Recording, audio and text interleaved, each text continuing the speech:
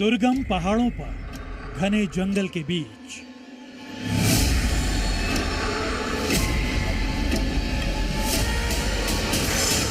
शक्ति की देवी का रहस्यमयी दरबार।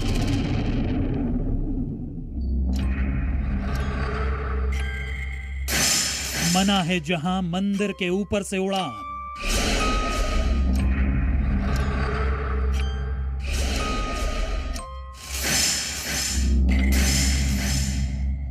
क्या है परमिट जैसा देवी कवच का रहस्य?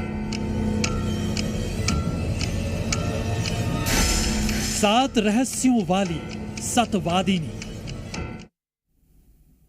नमस्कार, बहुत स्वागत है आपका। मैं हूं आपके साथ प्रेरणा मिश्रा। हमारी सनातनी परंपरा में देवताओं के साथ शक्ति की देवी का खास विधान है। ज्यादातर लोग देवी के 51 शक्तिपीठों के बारे में जानते हैं, लेकिन देवी भागवत पुराण के मुताबिक देश में 108 शक्तिपीठ हैं।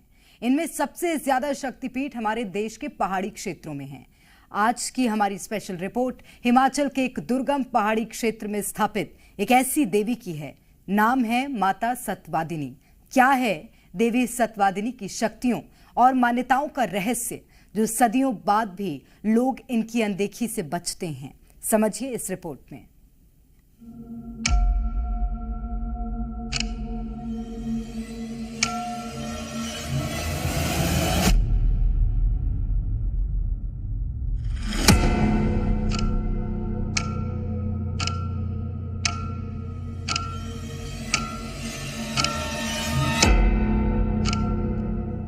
कहते हैं सतवादिनी के इस मंदिर तक पहुंचता ही वही है जिसको मां का बुलावा होता है। ऊंचे पहाड़ और सुनसान जंगलों के बीच बसी माता सतवादिनी के बारे में मान्यता है कि ये पूरा क्षेत्र उनके शक्ति स्थल में आता है।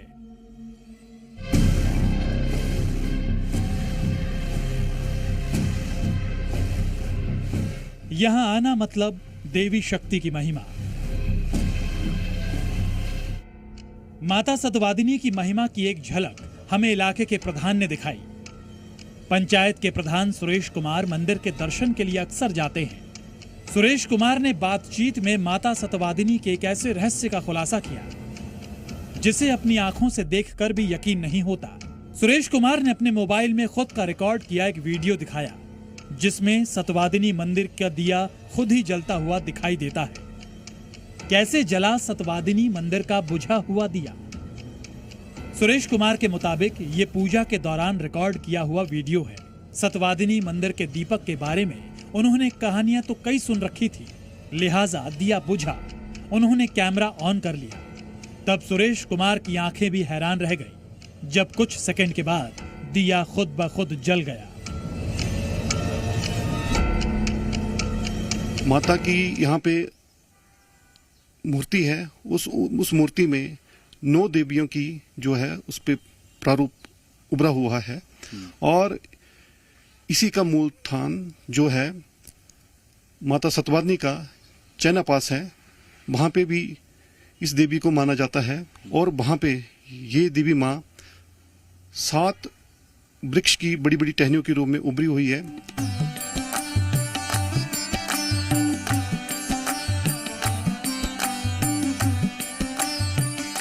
वैसे तो पूरे पहाड़ी क्षेत्र में विराजमान देवी देवताओं की शक्ति में लोगों की खास आस्था होती है, मगर सतवादिनी मंदिर को लेकर लोगों में आज भी उत्सुकता बेहद रहती है।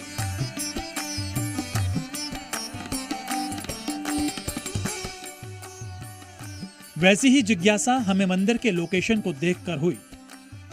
काठकुणी शैली में करीब 600 साल पहले बनाए गए इस मंदिर में जिस माता सतवादिनी की मूर्ति स्थापित है, उन्हें देवी शक्ति के अवतारों में से एक माना जाता है।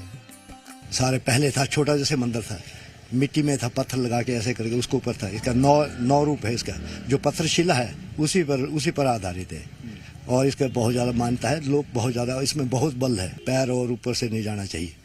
ये रूप है इसका। लोगों से पूछताछ के दौरान हमें जो सतवादिनी मंदिर क्षेत्र के बारे में जिस सबसे बड़े रहस्य का पता चला, वो यहाँ जमीन पर नहीं बल्कि आसमान में लहराता है।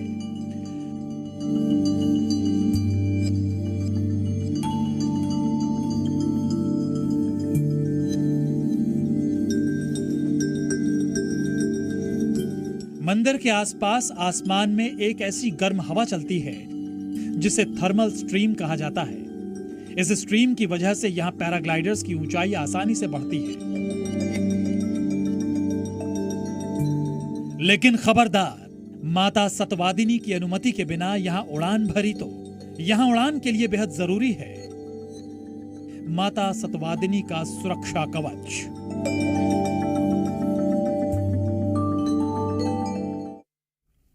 मां सतवादिनी देवी का कवच, ये सबसे चौंकाने वाला रहस्य था।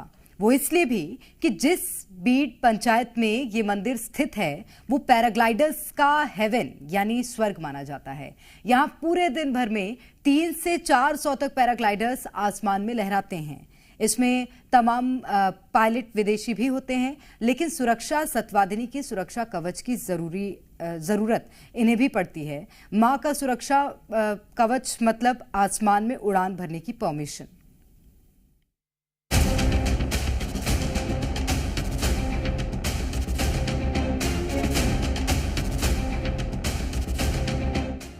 सतवादिनी मंदिर जाने के लिए जहां से पैदल रास्ता शुरू होता है, वहां पहुंचते ही आसमान में रंग बिरंगे पैराग्लाइडर्स दिखाई देने लगते हैं।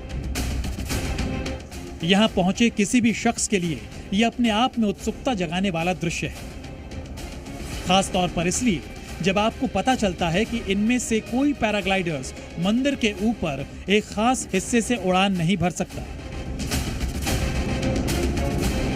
इसी जिज्ञासा में जी न्यूज की टीम ने सतवादिनी मंदिर की यात्रा शुरू की। जैसे जैसे हमारी टीम आगे बढ़ी, वैसे वैसे पता चलता गया घने जंगलों और पहाड़ियों के बीच से मंदिर को जाने वाला रास्ता उतना ही मुश्किल है जितना हमने सुना था।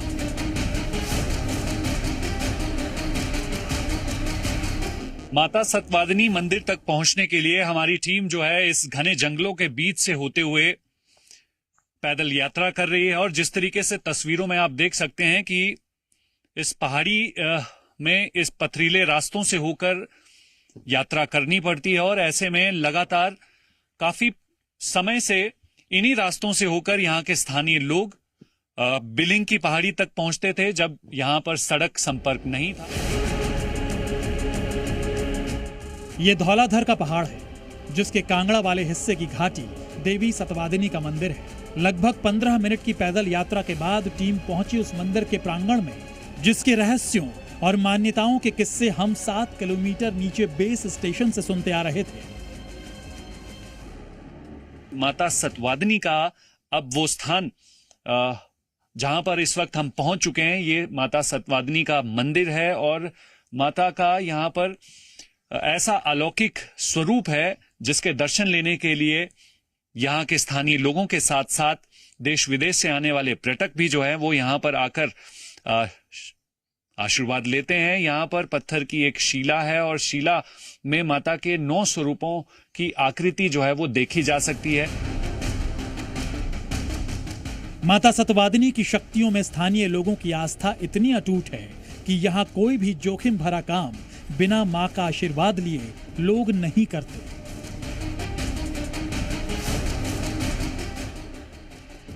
हर कोई जो गांव के लोग हैं वो आते हैं, दर्शन करते हैं माता जी के, और कभी कभी प्रसाद भी बनाते हैं, प्रसाद चढ़ाते हैं माता जी को।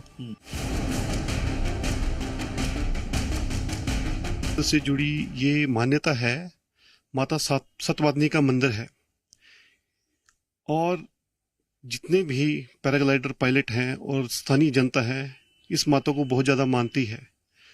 जब भी लोग फ्लाइंग करने जाते हैं तो यहाँ से माथा टेक के जरूर जाते हैं। माता जो है सभी पायलटों की सुरक्षा करती है और ये आस्था की देवती है और फॉरेनर पायलट भी इनको मानते हैं।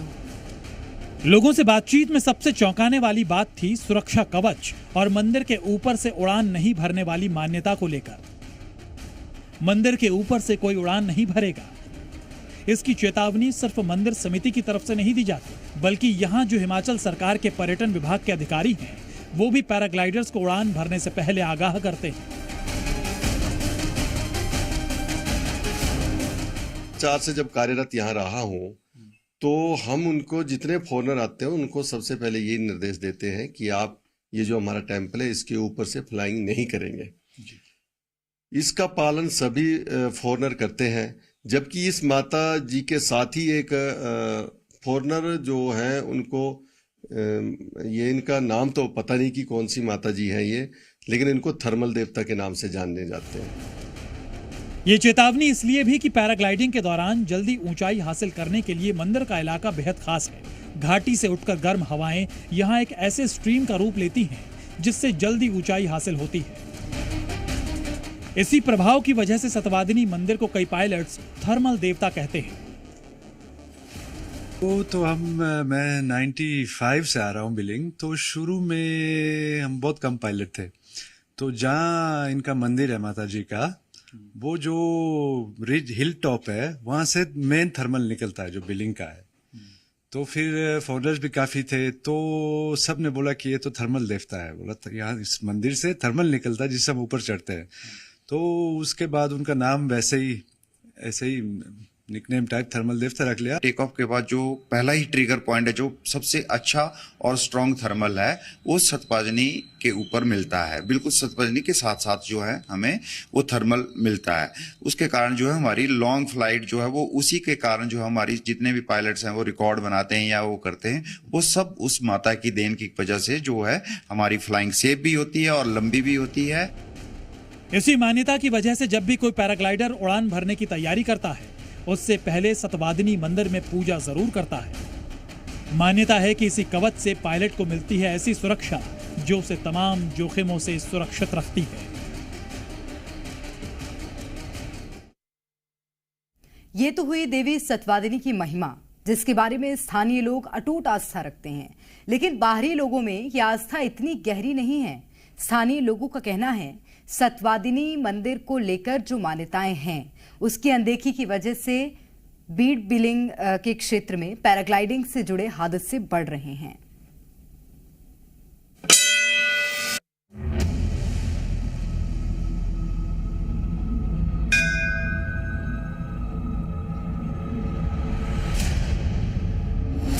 क्या देवी शक्ति की अनदेखी से हो रहे paragliding accident? Beed billing aero sports centre में 5 साल में 30 हादसे, 14 मौत। सत्यवादिनी देवी मंदिर के इलाके बीड बिलिंग में जो एरो स्पोर्ट्स सेंटर है वो दुनिया के बेहतरीन पैराग्लाइडिंग हब में शुमार किया जाता है। यहां से अमूमन हर दिन 400 पैराग्लाइडर्स टेक ऑफ करते हैं। ये इतना बड़ा हब बन गया है कि बाहरी लोगों के कांटेक्ट में आने के बाद स्थानीय लोगों में भी पैराग्लाइडिंग को लेकर जुनून बढ़ा है। यहाँ के कई स्थानीय युवा भी पैराग्लाइडर्स बन चुके हैं, लेकिन बढ़ते हादसों को लेकर सवाल सबके जहन में बना हुआ है। ये सुविधाओं की कमी से हो रहा है या फिर देवी सत्यवादिनी की अनदेखी की वजह से हादसे बढ़ रहे हैं? इस सवाल पर हमने ब्रिटेन से आए एक पैराग्लाइडर कोल्ड फॉक्स का मन टटोला। इनके बहाने ये समझने की कोशिश की कि ये देवी स्थल की महिमा और पैराग्लाइडिंग हादसों के बीच कनेक्शन को लेकर क्या सोचते हैं। Well, I personally feel that the Deva thermal has got too many people in it nowadays, and the other thermals immediately around launch. So I think that launch has reached capacity. दरअसल सत्यवादिनी मंदिर से जुड़ी सुरक्षा कवच की मान्यता एक जमाने में बढ़ते पैराग्लाइडिंग एक्सीडेंट्स की वजह से ही हुई थी। ये आजादी से पहले की बात है। इलाके में ऊंचे पहाड़ों और अचानक बदले मौसम की वजह से हादसों की संख्या लगातार बढ़ रही थी। तब बीड में पैराग्लाइडिंग कैंप की शुरुआत हुई थी। उस दौर में इतनी तकनीक और सुविधाएं भी नहीं थी। ऐसे में एक दिन मंदिर के पुजारी ने माता सत्यवादिनी के स्वप्न का जिक्र किया। उस सपने के मुताबिक पूरे इलाके में उड़ान से पहले माता की पूजा अनिवार्य कर दी गई। जब भी शुरुआत करनी है तब भी जो है अपना यहाँ पे आके माथा टेक के प्रसाद वगैरह चढ़ा के अपनी फ्लाइंग की शुरुआत करते हैं। और माता जो है सभी पायलटों की सुरक्षा करती है और ये आस्था की देवती है और फॉरनर पायलट भी इनको मानते हैं। सत्यवादिनी देवी की पूजा के बाद पैराग्लाइडिंग के हादसों में चमत्कारिक रूप से गिरावट आई। इसकी वजह से देवी को लेकर मान्यता को बल मिला। लोग पूजा पाठ को उड़ान का सुरक्षा चक्र मानने लगे। ये आस्था इतनी बढ़ी कि हिमाचल पर्यटन ने भी मंदिर के ऊपर से उड़ान भरने से मना कर दिया।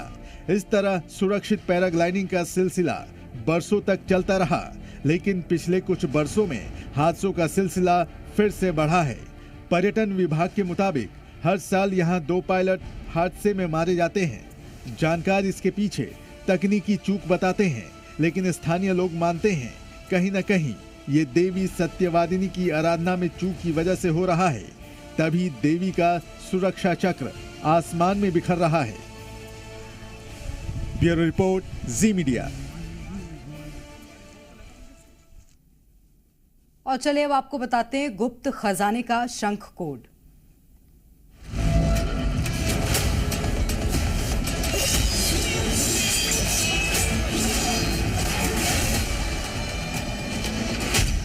$2500 साल से जिसे कोई भेद नहीं पाया।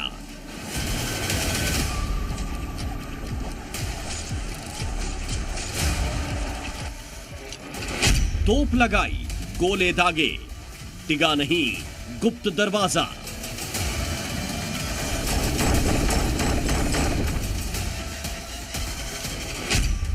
दरवाजे के पीछे छिपा कितना अकूत खजाना।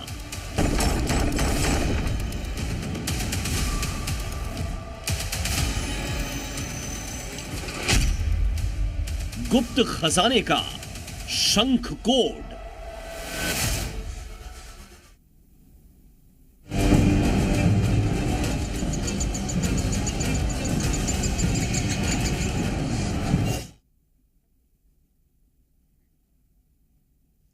इतिहास का एक दौर था जब हिंदुस्तान को सोने की चिड़िया कहा जाता था। अकूत दौलत इतनी कि पूरी दुनिया की जीडीपी में हमारी हिस्सेदारी 25% से ज्यादा हुआ करती थी। इतिहास के इस हिस्से को हिंदुस्तान का स्वर्ण युग कहा जाता है। हमारी स्पेशल रिपोर्ट की शुरुआत में इस स्वर्ण युग का जिक्र इसलिए क्योंकि इसका कनेक्शन है एक रहस्यमयी शंख कोड से। अगर ये शंख कोड डिकोड कर लिया गया तो इतने अकूत खजाने का दरवाजा खुलेगा जिसका अब तक सिर्फ अनुमान ही लगाया जाता है। तो फिर 2600 साल से इस गुप्त खजाने का दरवाजा खुला क्यों नहीं? क्या है इस दरवाजे का रहस्य? देखिए इस स्पेशल रिपोर्ट में।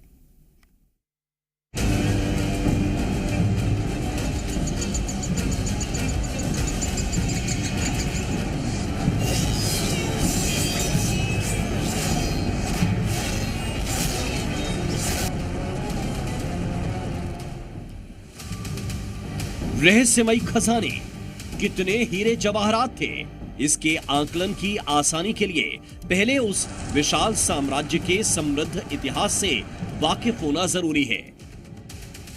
यह साम्राज्य था 544 ईसा पूर्व का मगध।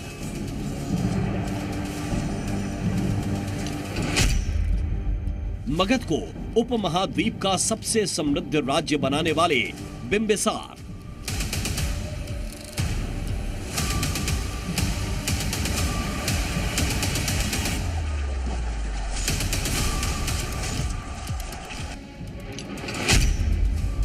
मगध में हड्यक वंश की स्थापना और 44 साल में जमा अकूत स्वर्ण भंडार।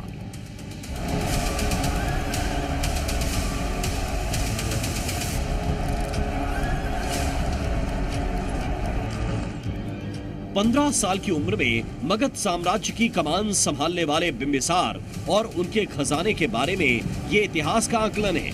अब चलते हैं इस साम्राज्य की राजधानी राजगीर, जिसे तब राजगृह कहा जाता था। आज का राजगीर वही राजगृह है जहां से बिंबिसार के शासन में मगध का विस्तार होता गया और खजाने में हीरे जवाहरातों की तादाद बढ़ती गई।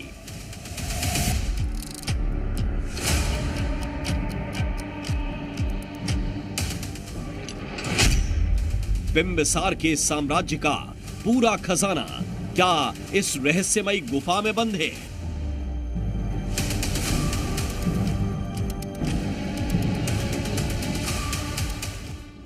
करीब 2500 साल बाद भी ये सवाल राजगीर आने वाले हर सैलानी के जहन में होता है। ये जिज्ञासा इस गुफा के बाहर अपने चरम पर होती है, जहां बोर्ड पर लिखा है सोन भंडार।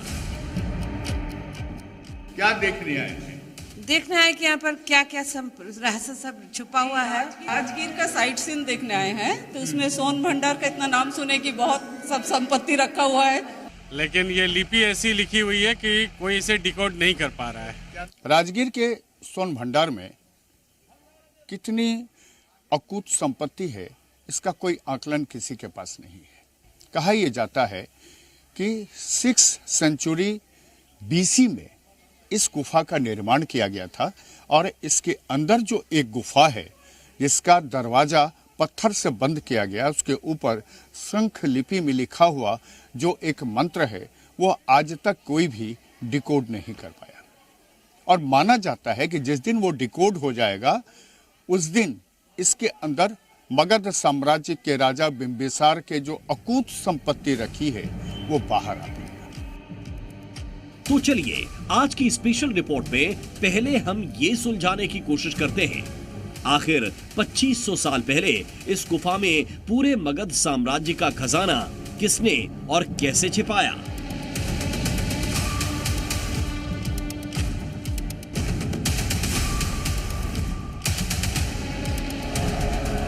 बिंबिसार के स्वर्ण प्रेम और अकूत खजाने की जानकारी तमाम ऐतिहासिक दस्तावेजों में है। तो फिर ऐसा क्या है जिसकी वजह से इस गुफा का एक दरवाजा आज तक नहीं खुल पाया।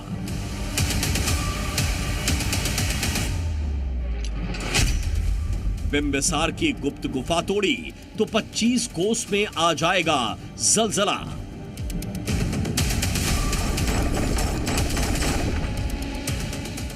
पहाड़ के भीतर गंधक लोहा फास्फोरस है, विस्फोटक पदार्थ है और इससे टच होकर गर्म जल निकल रहा है। अगर इसे डायनामाइट से तोड़ा जाए ब्लास्ट कर जाएगा, ज्वालामुखी फूटेगा। इतिहास के जानकार और गाइड रामजी उपाध्याय बताते हैं कि इस रहस्यमयी गुफा के बारे में ये वैज्ञानिक तथ्य ब्रिटिश हुकूमत के विशेषज्ञों ने जुटाए थे।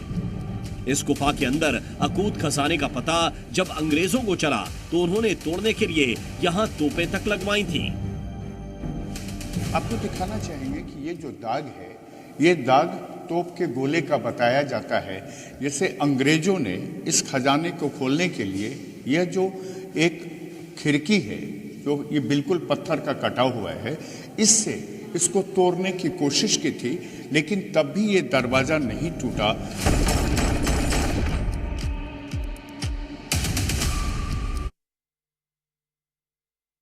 जब स्वर्ण खजाने वाली गुफा तोप के गोले से भी नहीं टूटी तो अंग्रेजी विशेषज्ञों ने पहाड़ी का पूरा अध्ययन किया। इसके बाद ब्रिटिश हुकूमत ने एक कानून बनाया, गुफा का दरवाजा तोड़ने पर पाबंदी लगा दी। ये तय कर दिया गया कि ये कानून तोड़ने वालों को 6 महीने की जेल और 5,000 रुपए का जुर्माना चुकाना पड़ेगा। लेकिन बात इस गुफा के दरवाजे को तोड़ने की नहीं, इसे खोलने की है। आखिर जब गुफा की दीवार पर दरवाजे का साफ निशान दिखता है तो इसे खोलने की कुंजी या चाबी कहां है? इसकी तरकीब दरअसल गुफा से जुड़े सबसे बड़े रहस्यों में से एक है।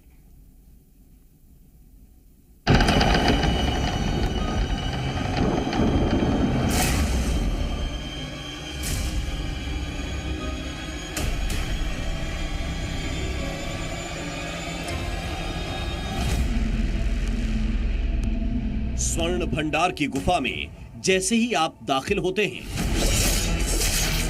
आपके सामने खुलती है ऐसी रहस्यमयी दुनिया जिसका इतिहास तो है, लेकिन इसकी पहेलियों को समझने का कोई सिरा आज तक नहीं मिलता। जैसे ये स्वर्ण भंडार गुफा का पहला कमरा है। करीब 10.5 मीटर लंबा और 5.25 मीटर चौड़ा यह कमरा 2500 साल पहले कैसे गुफा की सख्त चट्टानों को काटकर बनाया होगा, यह अपने आप में अबूझ पहेली है, क्योंकि यही वो दीवारें हैं जिन पर अंग्रेजों की तोप गोलों का भी असर नहीं हुआ।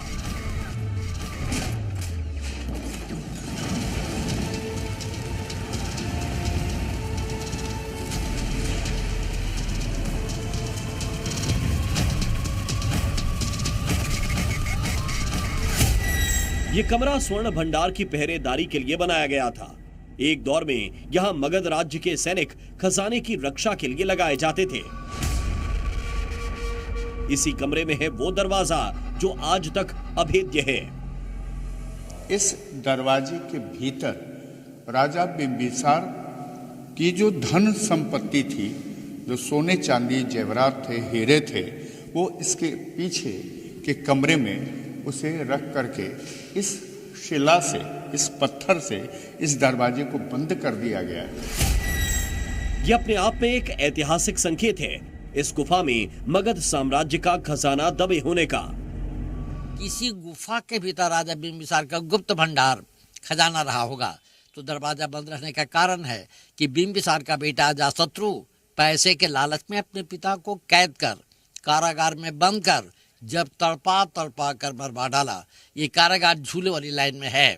तो राजा बिंबिसार की पत्नी जो थी कौशल्या, गुस्से में आकर खजाना जैन मुनि गौतम स्वामी को सौंप गए।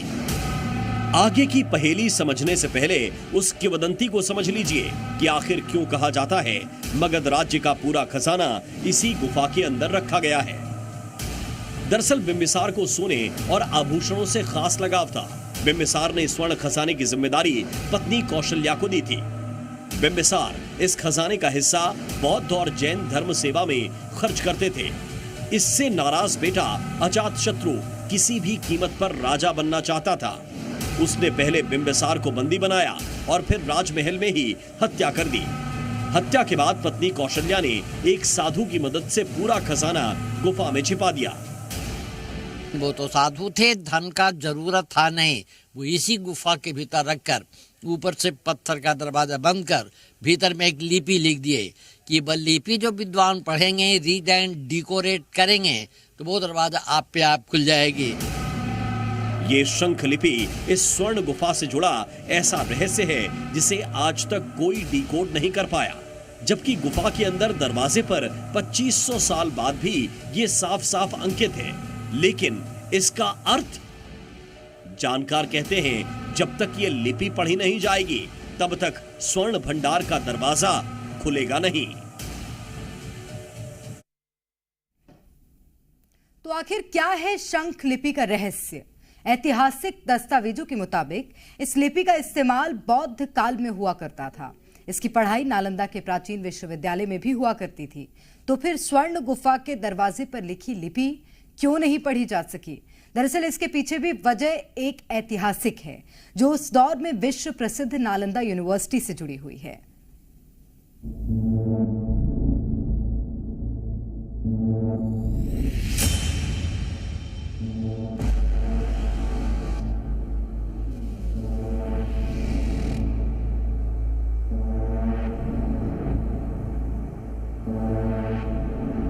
ये माना जाता है कि शंख लिपि की इस भाषा को जब भी कोई पढ़ लेगा ये दरवाजा खुल जाएगा और उसके बाद अकूत संपत्ति इस देश को मिल जाएगी।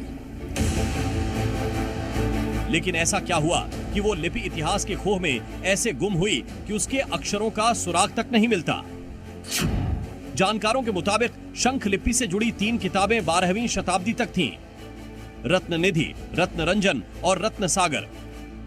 ये तीनों ही किताबें नालंदा विश्वविद्यालय की लाइब्रेरी में हुआ करती थीं। शंख लिपि का पढ़ाई हुआ नहीं, क्योंकि प्राचीन जमाने में जितनी पुस्तकें होती थी वो नालंदा लाइब्रेरी में रखी जाती थी।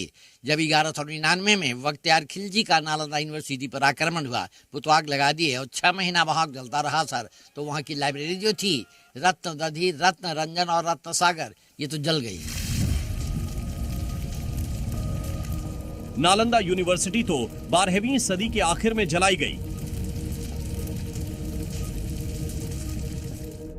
लेकिन उससे पहले के 700 सालों में क्या हुआ? क्या किसी ने शंख लिपि को पढ़कर इस खजाने का दरवाजा खोलने की कोशिश नहीं की? स्वर्ण गुफा को लेकर यह सवाल और भी गहरा जाता है,